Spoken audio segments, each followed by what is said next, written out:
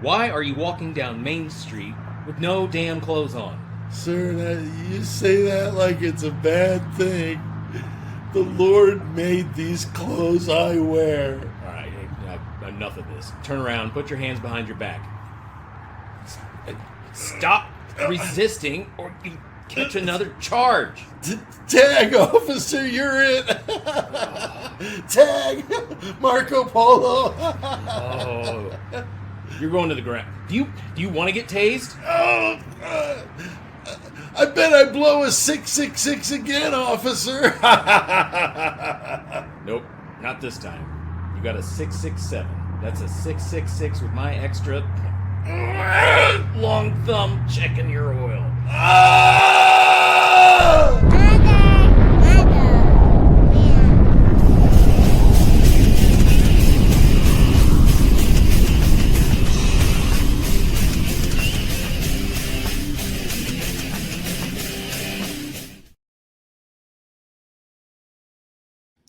What's up, everybody? Good to see you again here. Some murder metal mayhem for you. Been a little while, I will explain. So I appreciate you guys and anybody new that's coming to check this out. You're going to be with me for 666 seconds. That's 11 minutes and 6 seconds, or it's free. But I will be honest, today is going to be over that because I got a little bit more to cover and it's been a while. So I think that's okay.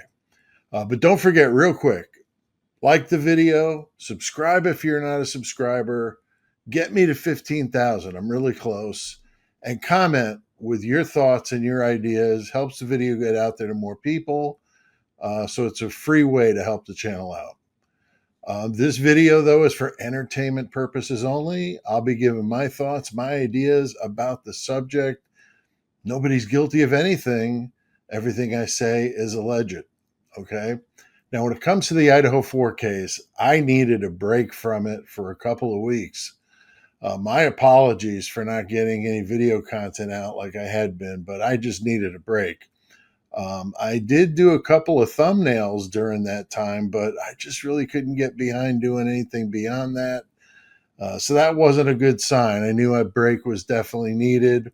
And it gave me a chance to change gears, concentrate on working on the book, which my next book is called At Death's Door, which is my battle with necrotizing fasciitis and 2-leg amputations and MRSA in 2024. It's a crazy story. And, it's most of you know I've been dealing with that since. And my very first prosthetic appointment will be this Wednesday at the VA. So my wife will be there to take some pictures if I actually get to try to stand up. I don't know. It's my first appointment with it. So they've measured me, so we'll see what happens. It might have knocked me on my ass, all this stuff that happened, but I'm going to get back up again. So I'll let you know how that goes. Now, I had a member of the channel, Words Bloom, make a great suggestion in the chat during one of my recent lives I did here on the channel. And she's a regular. She's a member of the channel. She's always comes forth with really good ideas. And while I was talking about how I can't find anything about the Idaho 4 case that has interested me enough to really do anything with it, and she made the suggestion of what we're talking about here today. Because it takes 3 or 4 hours, I think, from beginning to end when it comes to all said and done and responding to comments and stuff like that. At least 3, more likely 4 hours of time to do all that. So she mentioned, what I was talking about, the Mickey Steins case in Letcher County, Kentucky.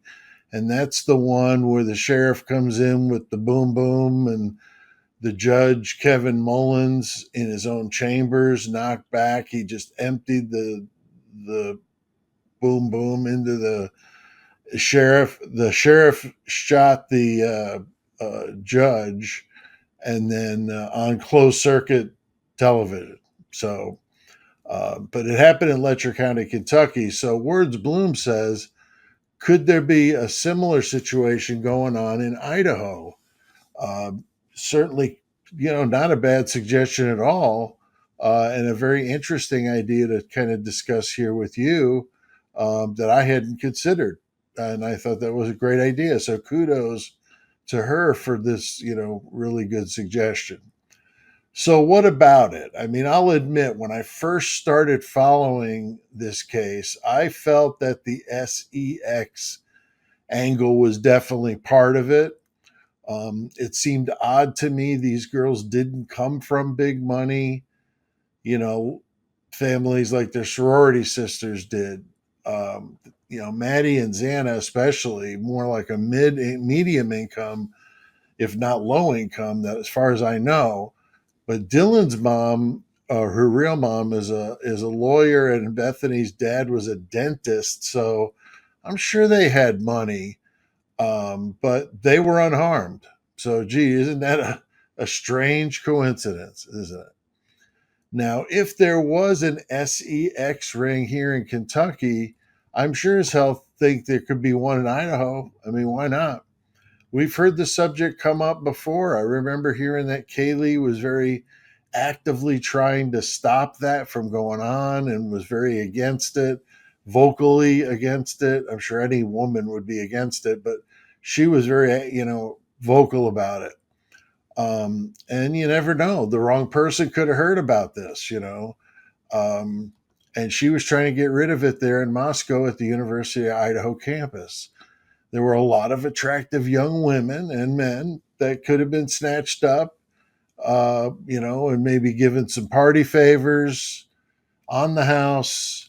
Then, of course, they get addicted. Then they're coming back to buy it, but they don't have any money. And that's where it starts. That's where it starts. Now they got something on you. And then in the case of Kentucky, they're holding like these women with, fake charges against them and saying if they don't do this or this, they're going to bring them up on these fake charges. There's witnesses in Kentucky that are saying those very things. So we know that it happens, okay? It didn't happen in a bubble there in Letcher County, Kentucky. But, if you're willing to believe that party favors could have been involved here in the crimes like I am, then it's certainly not a stretch to think that SEX trafficking could have also been part of that as well. I mean, it's talking like peanut butter and jelly, they go together. Okay. So, same route that run up through Mexico and Arizona, up north into Idaho and Washington, could be, and I'm sure they probably are. Now, do you remember back in the early days of the case when Steve G used the word gross to describe what was going on at the house? Did he know something about that sort of thing going down? Possibly. It was during an interview that it came up. And it always stuck with me because I figured it had something to do with prostitution or something to that effect. But I thought of an empty room in the other side of the basement across from Bethany that no one had rented, or maybe later it was found out that Ashland Couch was renting it, but she paid for it but didn't live there. So sure, that sounds like a broke college girl to me. Yeah. So I also thought the room could have been used to store some party favors or had been used maybe for the prostitution. There had to be a reason why this room was just there, not being used, supposedly. And another reason why Hunter Johnson would have been at that house 24/7 when his girlfriend lived so close by. I thought he was, keeping an eye on things. I believe in that police interview, Hunter said that he was in that interview that they just made public, that he was a graduate student. So he would have maybe been more trusted by those traffickers to kind of keep an eye on things. Just like in the Steiner case in Kentucky, though, there could have been lawyers and judges and police officers involved in the trafficking. We know they seem to be around there an awful lot.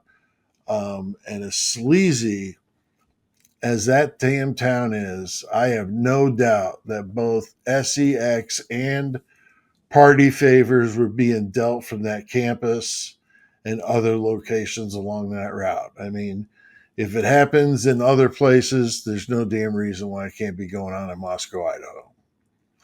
Now, if anyone was to threaten or go to the authorities over something like that, or someone told someone about it and it was getting around, someone is going to come down extremely hard on those involved and anyone unfortunate to be visiting.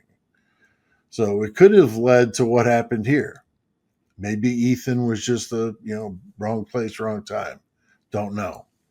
It sure depends how bad the threat was as to what the punishment would have been. So in the Steins case, you had the sheriff of the county doing that to a sitting judge in his chambers. And that sort of violence, I mean, is bad enough, but this is obviously taking it up quite a bit. But, if the act was bad enough to warrant that kind of response, then maybe that was appropriate. I don't know. But, once you turn the light on, the rats scurry away. And these guys, these people, like we saw in some of this Idaho 4 stuff, seem to be giving the impression that they were covering each other's rear end, so to speak. Okay. Big thanks, though, to Words Bloom for the great suggestion. I'm not sure about this myself. Maybe neither is she. She's just bringing it up as what if, right? And I definitely lean toward it being very possible. And for those two vices to go hand in hand is not a stretch at all. So what do you guys think? Drop a comment below. It helps the channel, helps the video get out there to more people. Don't miss my next live. That's going to be tomorrow, Tuesday at 7 p.m. Central for the Serial Killer Story Hour. That's my new show I do on Tuesday nights. The feature this time is going to be on the female UK killer, Joanne Dennehy. She's brutal with a blade, and we're going to talk about her crimes. So don't miss that. Check out the link in the episode description for our new killer merch page. We have an amazing supply of stickers, hats, buttons, phone cases, t-shirts, hoodies, all sorts of cool stuff with just about every design of ours you can think of. I'm actually wearing part of the new Idaho 4 line that I've came up with. This one says, "Meanwhile in Idaho," and it's got a dumpster full of just junk, and it says evidence or stuff we didn't bother testing over here. And then on this little head of this pin with the spotlight on it, it says stuff allegedly related to BK. Now, how perfect is that? We've got them on there. Okay, so go to that link. Also got a new Deathany shirt. It's a good one. And I'll be showing that later this week. So we'll see you next time. Thanks to the Mayhem Squad and the Horns High Club. You guys are awesome. And don't forget to hit like, subscribe if you're not, comment, and I'll see you next time.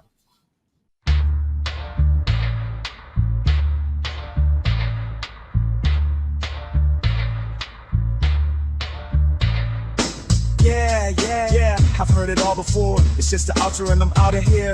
If you did, you wouldn't be loving this sick, weird groove. Thanks for watching. Leave a comment to help us get out to more. Smash that like and subscribe before you go. You must be some high achiever to watch this whole thing. Copyright 2025 by Horns High Productions. Yeah.